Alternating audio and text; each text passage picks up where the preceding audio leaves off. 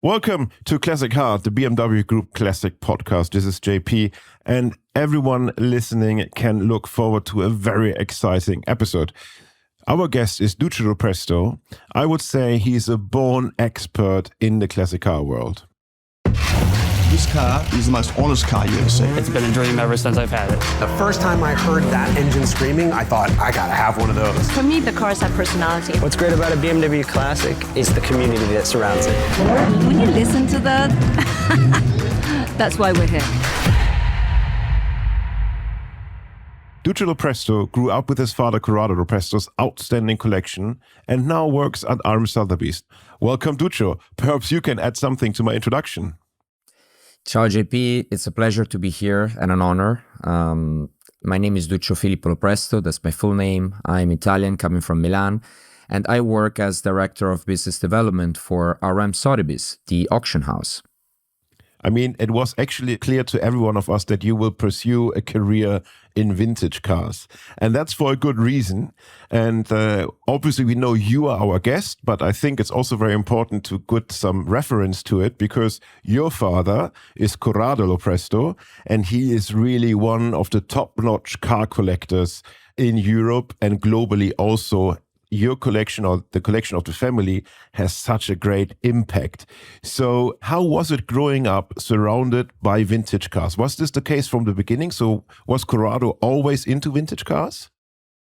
As you know, people in this world know probably already, my dad has always been collecting very unique prototypes, concept cars, one-offs, strictly Italian. So I've always been surrounded by this very crazy looking design icons. So I've always been, immersed in this passion thanks to my dad. And I guess it's something that you either then hate or love. And I would say luckily for me, I then started to love it so much that I ended up working in this world. Yeah. So I think being surrounded by especially those cars that are so unique and one-offs and so on, it really changes your perspective because you're surrounded by beauty. And when you're surrounded by beauty, I think everything, gets a sort of a positive,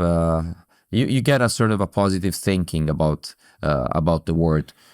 I love that you mentioned beauty because funnily enough, or rather interestingly, all the Italians we had on this podcast end up talking about beauty without an exception. For anyone listening and wanting to know more about why Italy is the, let's say, cradle of the world's best styles, I really recommend our episode with Paolo Tominelli. In that, we talk in detail about which BMW models were designed by which Italian designers, and obviously, in the eyes of Paolo, those are the best. But back to you, Duccio. So you grew up with this incredible collection. What was it like for you as a child? Did you recognize any difference between classic cars and new cars, or were the classic cars just, let's say, normal for you? No, I always separated the two things. I remember when I was, 5 years old, going to these shows with my dad, to these rallies, to these local events, because at the time, 5 years old, it was 1997, 1998, I was 6. The world of classic cars was very different. Yeah. You didn't have so many events. You didn't have any social media. So my dad was attending pretty much local events around Milan. Mm-hmm. That's where I was born and where I grew up in. So I've always separated, the concept of the modern car, which is the car that my dad used to use to take us to school and so on, to the classic car, the collectible car, which we were using to go to these rallies, to these events. And that's why classic cars had played such an important role for me and for us in the family, because it was the moment where we were all together, going to these special events, spend some really good time together. And then our dad was always telling us about how we found this car was, the unique car designed by Franco Scaglione or by Giugiaro, mm-hmm. and this and that. So yes, I've always separated the two things quite a lot. That sounds like a marvelous childhood. I mean, I know for a fact that you and your father Corrado have a very good relationship. Yes, absolutely. The interesting thing about our relationship is that he was always listening. And I remember being 8, 10 years old, and he used to call me his luggage because I would travel the world with him literally everywhere. Yes. So he used to, call me his little luggage. And I remember going, to Madrid with him, inspecting this very old Isotta Fraschini, which he eventually bought, and asking my question every time, what do you think? Do you like it? Is it beautiful? And then eventually, growing up, getting a degree and getting more, digital savvy, I definitely then helped find, more cars. An example is the Tommaso Pantera Montella concept car, which we bought at a RAM auction. That was in 2009 in Monterey. Mm-hmm. I saw this car online and I told my dad, look, this is something special. So we went to the auction. We were already in Pebble Beach in Monterey. And we went to the RM auction and eventually we bought the car for a very, very good price at the time. And I think also compared to today's standards. And that car is an icon of design. Is the show car that Tom Charda designed, and Tom Charda, who was a friend of my dad, then helped us to restore the car. So that's my first little baby that I helped secure, and I'm very proud of it. It's still part of the collection. So yes, I've always been a part of it, let's say. Yeah, I think that's a beautiful and wonderful thing, because it's something that, like, if something like this passion is shared within the family.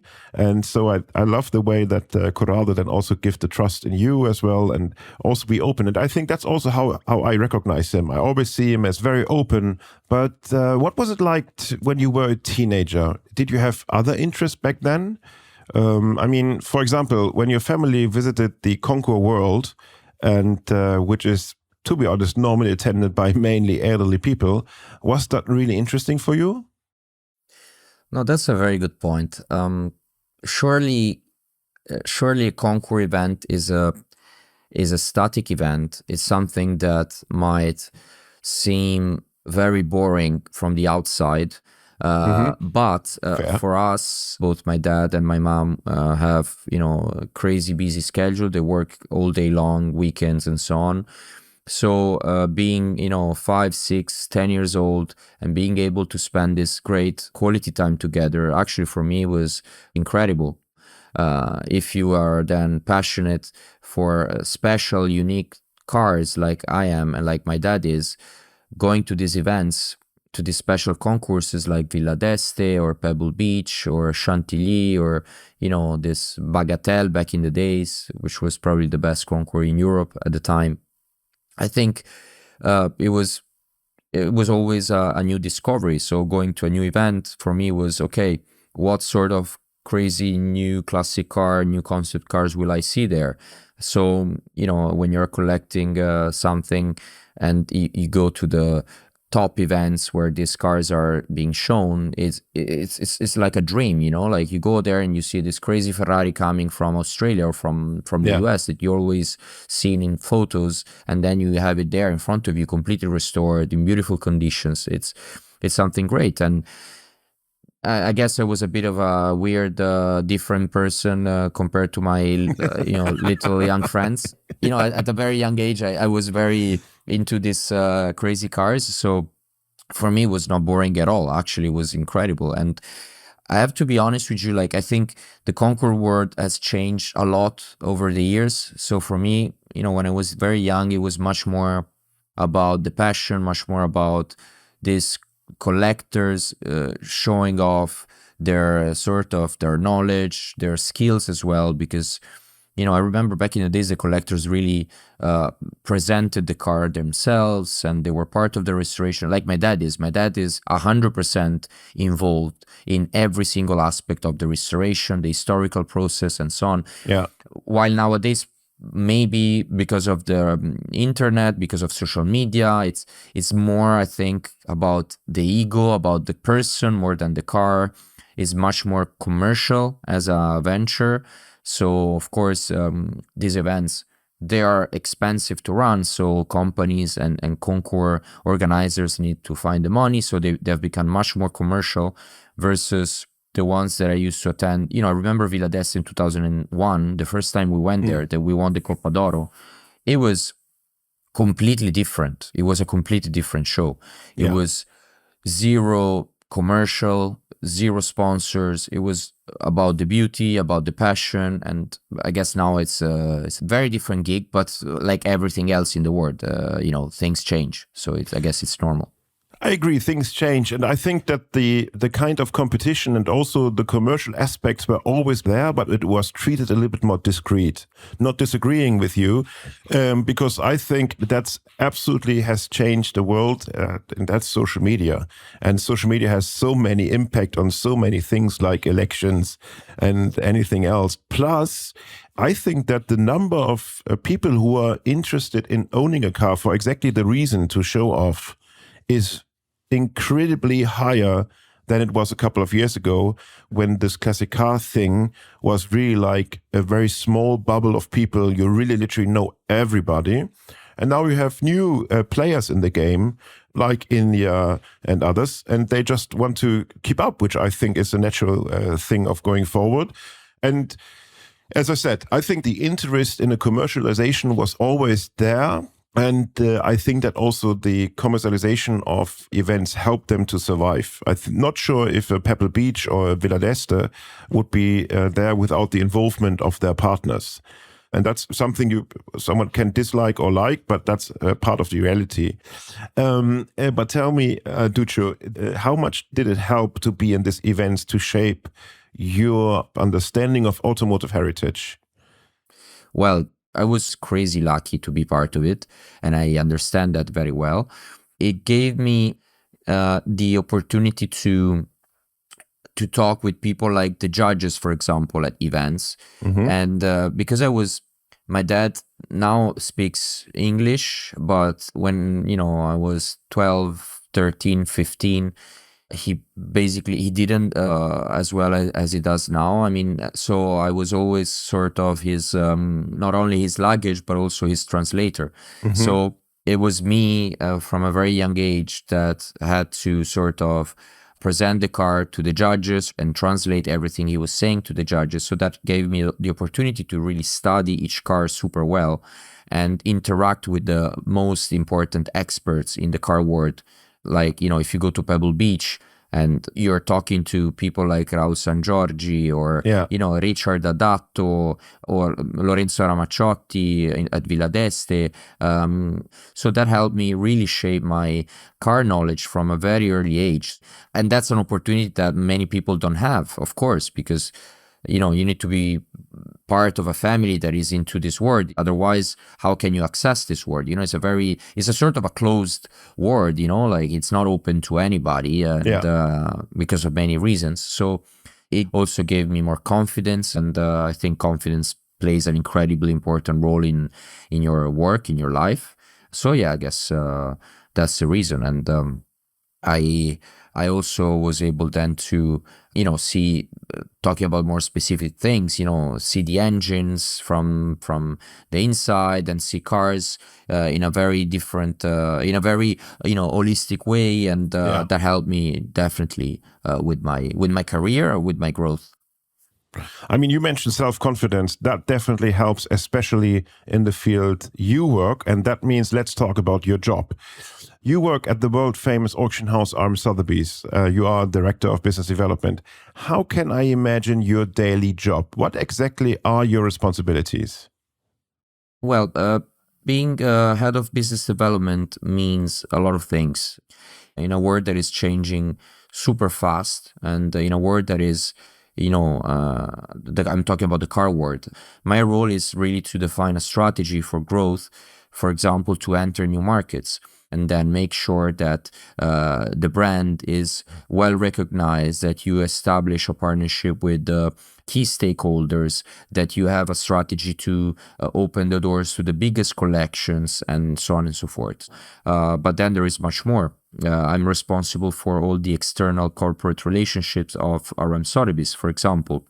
Of course, we want to have a great working relationship with brands like Ferrari, Lamborghini, with Pininfarina, with BMW, and so on. I'm responsible for the data side, the data analytics side of the business when it comes to strategic decisions.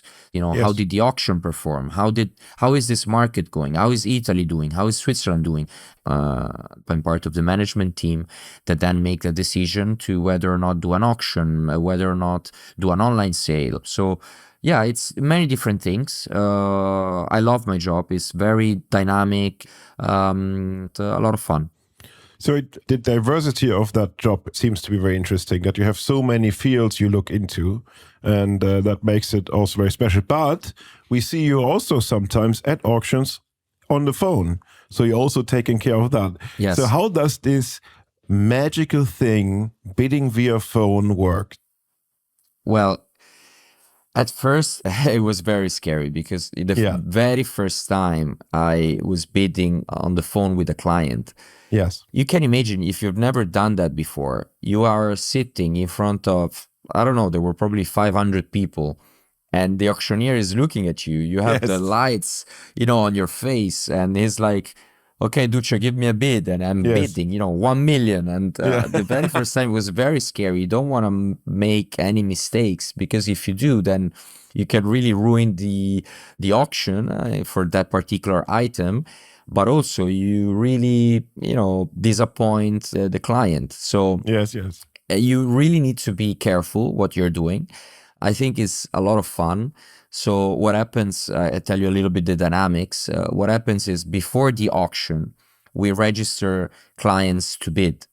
And let's say you're interested in a particular car, UJP, you call me and you're like, okay, Duccio, I want to be registered on this particular car. And I cannot be at the auction. I cannot be there myself. So I will call you during the auction. So me, Duccio, I will call you, Philip, to bid on that particular car. So I give you a call 10-15 minutes. The particular lot is coming up for sale, just to give you a heads up. And then when the lot comes, I give you another call and we start bidding. And basically, I am sort of your representative at the auction. Yeah. And I bid on your behalf. Yeah. So I tell you what the current bid is and what the auctioneer wants as a next bid. So I tell you, okay, he's asking for 1.5. And you tell me yes or no. Yes, go. And then the good thing about it is that, many times I've had clients that told me beforehand, okay, I'm telling you, my max is 1 million. I'm not going to go a cent above 1 million. Yes, sure. Don't worry. Sure. Then we're on the phone and we reach 1 million, and then we reach at 1.1, 1.2, 1.3, and the client goes up until 1.5. It happened to me so many times that the client really goes beyond his or her expected limit. And that's the beauty of the auction, the psychology of the auction that creates this sort of, it breaks the barriers that you have created before. And it's a lot of fun. Just watching an auction gives me a feeling of both fascination and also I get stressed out easily because I can't wait to see the final bid. But I think that's what it's all about in the end. So the idea of being responsible for someone else's investment is almost frightening. I'm not sure if I could handle that responsibility, to be honest. You only have a couple of seconds to react and make a bid. Yeah, I mean, I remember one time where I was bidding on a very important car at the Paris auction, and I was bidding with this client of mine who's calling from America, and at some point he was giving me the bid, the line completely broke up, and so I was like, and their Scholte was the auctioneer. I was like, so Duccio, what's going on? Yeah. Is it in or not? Give me 1 second. So, like, we had to wait like a few minutes, and he then texted me on WhatsApp saying, sorry, I'm on a plane, so I was bidding for him via WhatsApp, which is great. Another time, I mean, I have many memories. I mean, thank God, 99% of the time, everything goes smoothly. Yes. But sometimes, clients call you from, I'm at the Formula One Grand Prix. One client once called me, and you can't imagine how much I could hear. I was like, what the hell are you saying? I can't hear anything. Another time the client was, on the beach at the Maldives, and was chilling on the beach, and he was like very, very relaxed. I was like, guy, but I need an answer, yes or no. Like, sorry, I need to ask my wife. But yeah. There are different moments. And tell me, what would you say? When is the best time for someone to bid? Like, when is the best state? When they are stressed that they want to go quickly and win it, or when they're super relaxed? Or what would you say is for you, out of your experience, the best way? Of course, we are in the business of selling cars, so the more the clients buy, the more we're happy. But yes, a completely irrational client is not really good, because he might make a decision and then blame you for it, like, yes, I bought the car only because you pushed me and I didn't really want to buy, so I'm always very, very careful and very relaxed with my clients. I don't want to push them too much. I'm just like, I leave the decision up to them, because I think that's the really best situation to be in. And at the end, it pays off, because they appreciate the honesty, the transparency, and the relaxation, of course, that you have created. So for me, a relaxed client is the best client, because he knows everything about the car. He has done his studies about the car. He knows about the history. There are no fuck ups, sorry to say. Yeah. So yeah. And in all honesty, was there ever the time where you bid and someone said, no, so I don't say bid? Not on the phone, but it happened to me online. A Japanese client. Okay. That's crazy. So he bought a car that was a very expensive car. Yeah. He had the winning bid online. And then 2 days later, when we were asking, like, okay, we were sending the email, like, thank you so much, congratulations for winning the lot. And he replied in a very, very weird English, like, I'm very sorry, but my cat jumped on my laptop and he actually pushed the button. And I didn't want to buy this car. It was my cat. So sorry, but I don't have the money to buy the car. I'm like, oh, what the hell are you saying? But yeah.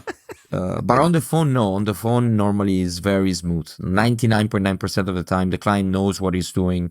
You call him beforehand to verify that he's really interested in that particular lot. And you ask the question. So yes, just a final confirmation. Are you interested in this lot coming at the Paris auction? Yes, I am. If he says no, then you deregister the client. Got it. Yeah, sure. I mean, it's a binding bid, isn't it? So, I mean, you have to be very elegantly solving this problem. Yeah.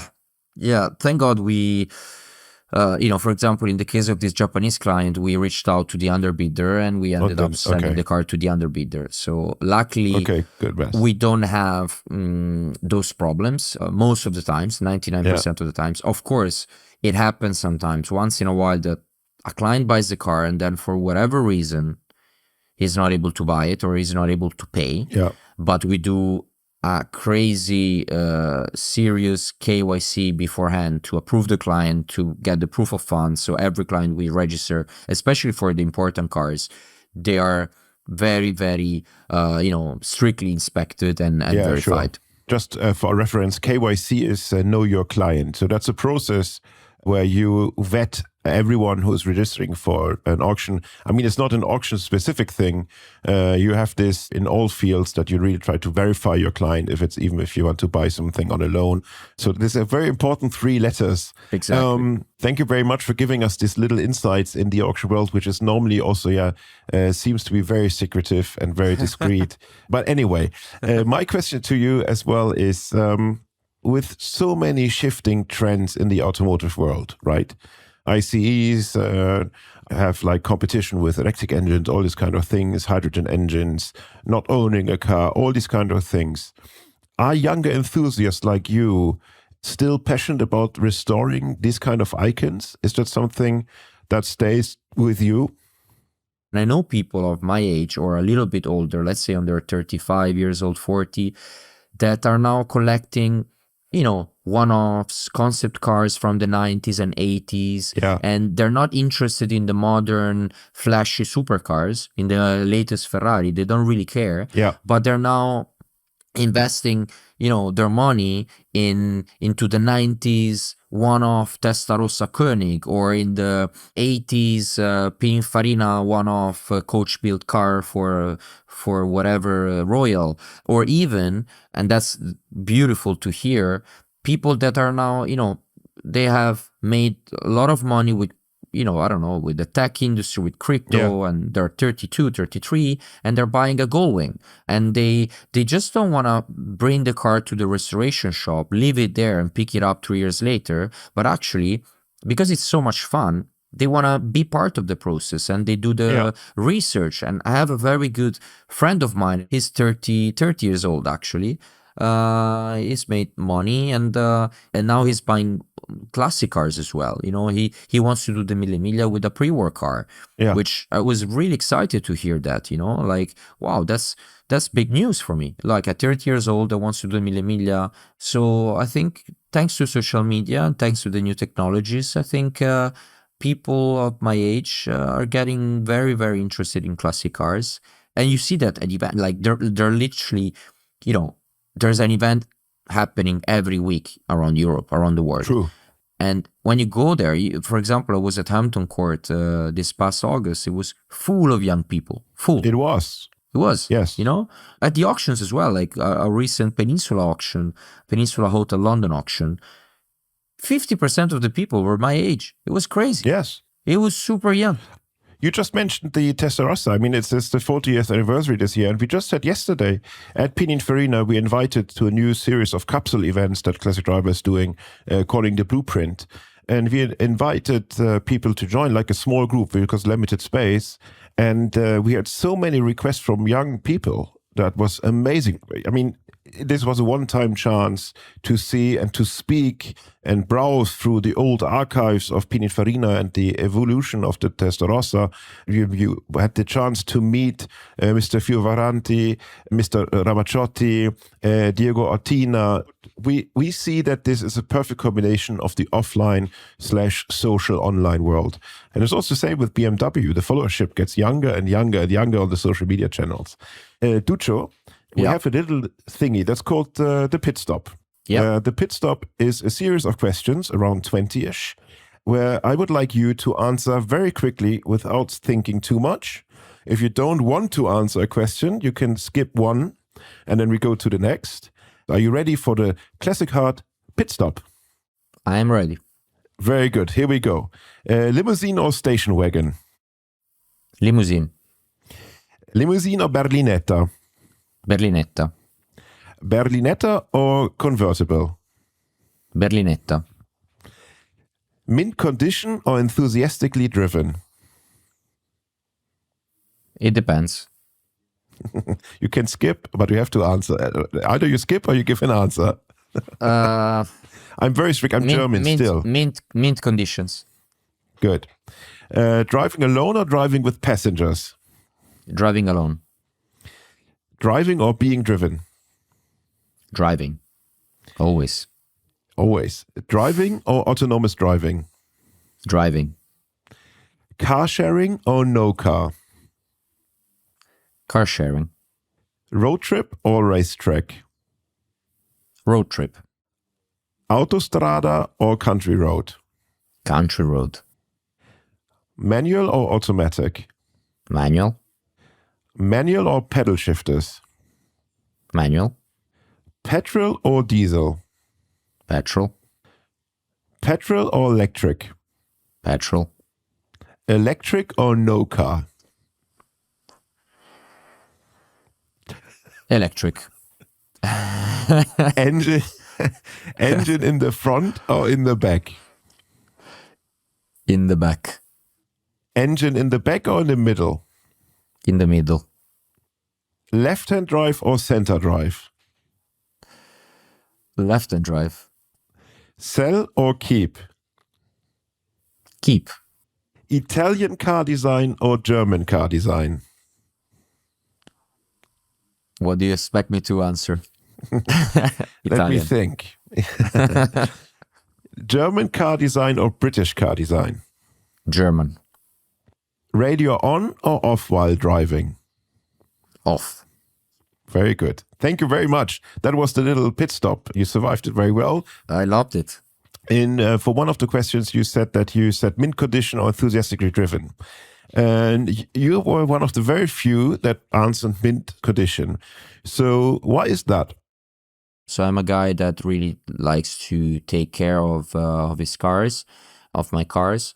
So that's why I'm saying, even if I drive all my cars, always when I have the time, when I have the chance, I tend to be very careful about the conditions, about if they're clean or not, and so on and so forth. So mint condition, and we should not mistake in this one, does not mean that it doesn't have to be original condition or like restored to the end. It's just, it has to be perfect in all aspects. Exactly. So it's like the father of a friend of mine, whenever he take the cars out, whatever it is, if it's his Golf or his Range Rover or his old Aston, after driving, petrol station, vacuum cleaner, clean it by hand a little bit, full tank, and then it goes back to the garage. Yeah. Right? So that's also part of mint condition. Exactly. Yeah, I agree. Right. And then you said you love to drive alone. What is the reward for you? Well, first of all, when I talk about driving alone, I mean driving an exciting car, a car that I can push to the limit, and but also like a car on a nice country road. And I say alone because for me, driving is a moment where I can really stop thinking, I just focus on the experience, and I find it very relaxing, very meditative, and that's why I prefer to be alone. I don't want to harm anyone, of course, but also I don't want to scare anyone off. Like I don't want to. Yes. And I know it because when I'm a passenger and somebody's driving a little bit faster, I don't like that feeling. So that's the simple answer. Duccio, allow me one last, and I would say tricky question. Which car from your father's collection you like the most? Imagine you come to the situation where you only kept one car for yourself from that collection. Very difficult question.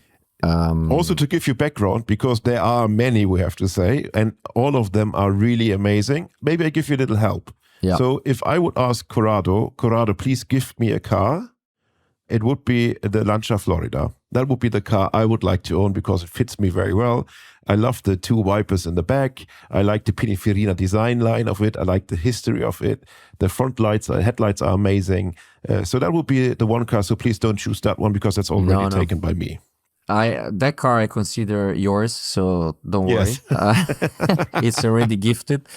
No, I mean there are many, but one car that I put on a different class of design is the 1957 Alfa Romeo Giulietta SS by Bertone, Prototipo. And I tell you why. I mean, that car was such a disruption, such a breakthrough in the design world when it came out in 1957 at the Turin Motor Show, that it completely changed the game. Franco Scaglione, who we all know, one of the most legendary designers of all time, the designer of the Alfa Romeo 33 Stradale, of many different incredible cars, also designed this car after designing the Alfa Romeo Berlinetta Aerodinamica Tecnica, the BAT. Yes. The triplet. That, those three cars were a pure revolution in car design when they came out in 1955. But those cars were sort of not really, let's say, road cars. They were pure concept cars. Crazy design, crazy aerodynamic study that characterized the design of Franco Scaglione. Yeah. So Franco Scaglione, it was not just, Art Deco. He was not like the French styling of the 30s or the Delahaye or the Talbolagos, where you had a lot of ornaments, a lot of useless details, let's say. Franco Scaglione was a very form, follow, function type of guy. So when you look at the BAT, you look at all those fins, all those crazy, bodywork that he created on those cars. they are there, those details, for a very specific reason, to make the car more aerodynamic, to make the car go faster and have a better aerodynamic coefficient. So Franco Scaglione then in 1957 introduced a new sports car, which was the Alfa Romeo Giulietta SS Sprint Speciale. Yeah. And this car is the evolution of the Berlinetta Aerodinamica Tecnica for the road. So this car is a sort of a fourth little sister to the Berlinetta Aerodinamica Tecnica cars. And that's why this car is so special. And, it's just a stunning design, so pure, so organic. Yes. So, it's a fluid sort of design. It's shaped by the wind, as people say. And it's Italian, it's an Alfa Romeo, it's a show car. It makes an incredible sound with the little 4-cylinder engine. But just to give you an idea, like this car is, 1.3 liter engine, only 100 horsepower, 4-cylinder, and it could go up to 200, even more than 200 kilometers an hour. Yeah. Which is crazy. But why? Because the car is super light and it's super aerodynamic. Yes. And so it for me ticks all the boxes. I don't like big engines. I like nimble little cars that are more fun to drive. And this car is so much fun. And when we did the video together a few years ago with Classic Driver, and it's such a fun car to drive. It makes an incredible sound, open exhaust. So yeah, that's probably the one car that I would like to add to my little personal collection. It's a very good choice. I remember this car also very well because it won Villa d'Este. For me, I think it was a good winner of the Concorso d'Eleganza Villa d'Este because it is a car that also shows there is no need to only bring Ferrari, Mercedes, BMWs and others to these events. You can also come with small, unpredictable cars which are highly elegant. And as you said, if you know the background story about Franco Scaglione, who was really like the bad cars, so please look them up because they are amazing. They look like out of this world. And with this, Duccio, I would like to thank you for joining us for our recording session today, being our guest at Classic Heart. That means a lot that you give us your time, which is time in general is a very valuable thing. So thank you very much, Duccio. Thank you. Thank you so much for the invitation. And thank you to BMW and the whole team. It's been a pleasure. And thank you to everyone who listens to this podcast. As always, I would like to ask you to beat together with us the algorithm and give us a 5-star rating, subscribe to our channel. And if you have a great story to tell and would like to be our guest on our podcast, just write us. You can find, as usual, the contact details in our show notes. And finally, I would like to thank our team behind the Classic Heart podcast. It's the editor, Friederike von Königswald, Marcus and Alex from Scenario Studio, and our producer, Robin Seiser from Shot One. And here's a last advice from my side for you. Please keep your cat away while browsing auctions on the internet. Exactly. Perfect. Thank you. Duccio, grazie a te. Grazie mille e ci vediamo presto. Absolutely. Ci vediamo Lopresto. Ci vediamo Lopresto, exactly. Ci vediamo Lopresto. Arrivederci. Ciao. Thank you all. Bye bye. Thank you.